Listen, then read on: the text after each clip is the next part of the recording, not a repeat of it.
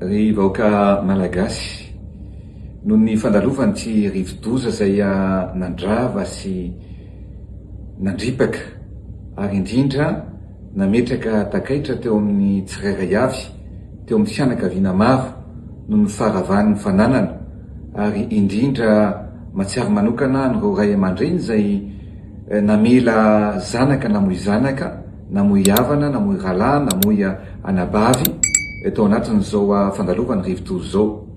Ao aorianan'ny faharavana dia tsy maintsy misy foana ny fanorenana, ary tsy maintsy misy foana ihany koa ny fanarenana, ka dia ny zava-drehetra dia akintsika an'Andriamanitra. Izy zany no amin'ny tanjatsaina antsika tsirairay avy hiatrika an'izao fotoan-tsaritra zay lalovantsika zao.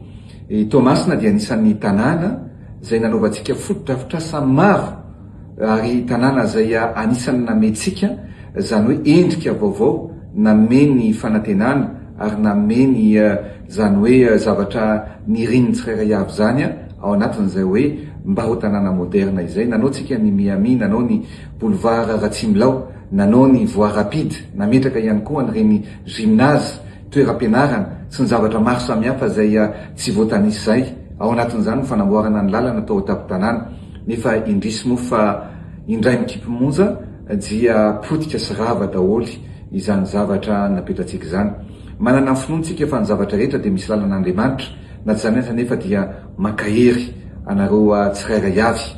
Ny tenako moa dia fantatrareo fa lavitra anareo nefa ny foko kosa dia manakaiky anareo, ary mintsy manantena fa Andriamanitra no ankahery sy ampijoro sy ampitraka atsika tsirairay avy. Azakivy, azaketraka fa mijoro mba hipotsaka ilay masoandro ao am-potsika sy ao amin'ny tanàna misy atsika tsirairay avy. Makasitraka, makatelina, ary ho tahin'Andriamanitra tsika rehetra.